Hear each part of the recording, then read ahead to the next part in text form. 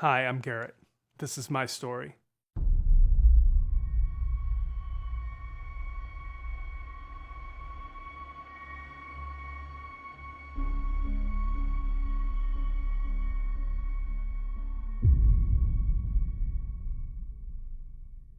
Lies have shaped me from the beginning. You're gay, you're effeminate, you're not a man. These lies that I was told kept me from being able to see myself as I truly am. And by the end of high school, I embraced the gay identity I'd been assigned because I felt like I had no choice. This must be who I am. My perception was that I was rejected from an early age by most of the men in my life. I felt that my father was not pleased with me. I felt that my brother hated me, and most of my male peers didn't want anything to do with me. This hurt me deeply. I don't think I was aware of the hurt that it was causing me, but what I did was I shut myself off. I closed my heart. I don't know exactly how I did that, obviously, but I did it, and I did it well, because for a very long period of time, I wanted nothing to do with men in any way. I wanted no connection to them, and I started to draw closer to women and see myself more as being like women than being like men.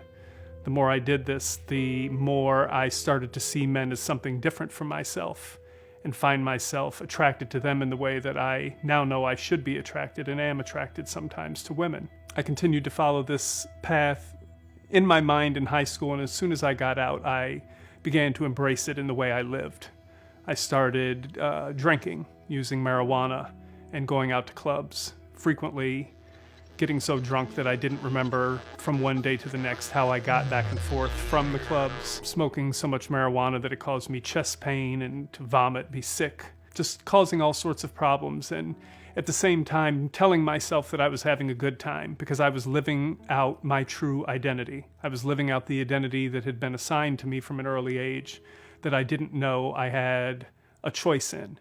So I kept doing these things, thinking eventually if I do enough of this, if I have sex with enough men, if I look at enough pornography, if I use enough marijuana or drink enough alcohol, then I'm going to finally come to the happiness that I'm looking for. But all it did was lead me deeper and deeper into misery.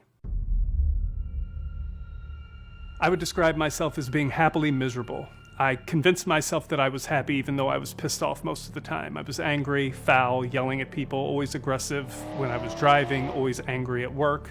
It just became how people described me, and it became another thing that I started to believe about myself, that I was angry. Because I believed it was part of who I was, I didn't at first see anything wrong with it, but I just started to have more and more problems, mental health problems, physical health problems. At that point, I stopped dating men and basically started using pornography as my coping mechanism. I became increasingly dissatisfied with my life at the same time that my career as a hairstylist was taking off and I was becoming more and more successful. And once again was being told that that should make me happy. I should be happy because I'm successful in my job. I should be happy because I'm living out my true identity as a gay man. And inside, I was becoming more and more sick. That sickness showed itself in losing clients, in losing friends, in losing connection with my parents, with my brother. I hated my dad. I hated my brother. I told myself that everything that was wrong in my life was because of them. And this showed itself in the deteriorating quality of the work that I did. As that deteriorated, I lost more and more money. As I lost more money, I couldn't afford the alcohol and the weed anymore. And as I smoked less, my mind cleared. And as my mind cleared, I started to see myself as I was at that time, which was a 38-year-old man living in a basement, playing video games, looking at pornography, basically living like a grown teenager. And I was disgusted with what I saw. I had nothing to show for my success. I had no relationships. Most of my friends I was alienated from. My father, like I said, I hated, and my brother I had no connection to. So I started praying. Even though I didn't believe in God, or the God of the Catholic Church at least, I started talking to him and asking him to help me because I wanted to change. At one point, I was desperate and I started crying, and I told God that if he would help me get off marijuana, I would do whatever he wanted me to do. 9 years ago, he gave me that gift. I went to my parents' house for a week, and after that, I never smoked marijuana again after having smoked it daily for about 15 years. Immediately, I felt drawn to serving God in some way. I wasn't sure what that meant, but I knew that I had made a commitment and I wanted to keep it. I started exploring. My mother started sending me material, helping me understand what the Catholic Church believed and taught, so that I would hear it from the church rather than through YouTube. I didn't want to believe what I was reading. I wanted to hate the Catholic Church. I wanted to continue to live out the identity that I thought was who I really am. But the things that I was reading and what I was hearing were so logical, and the people that I was listening to understood things the way I did and were able to find their way out of that understanding into the truth. Converted my heart and my mind slowly.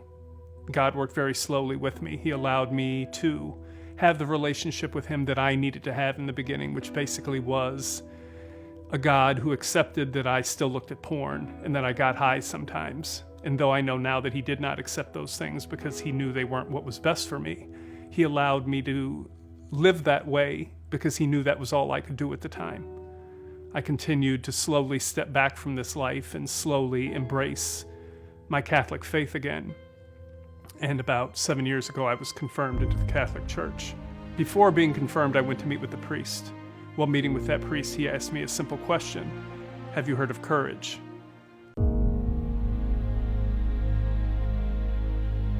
I had not heard of courage up to that point, and I didn't want anything to do with it because I didn't want anything to do with friends, chastity, and being accountable for my behavior.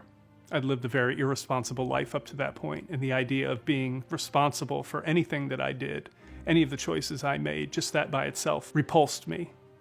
But I decided to give it a try, so I started attending meetings. In the beginning, the meetings made me very uncomfortable because I'd made every effort in my life to have no connection with men.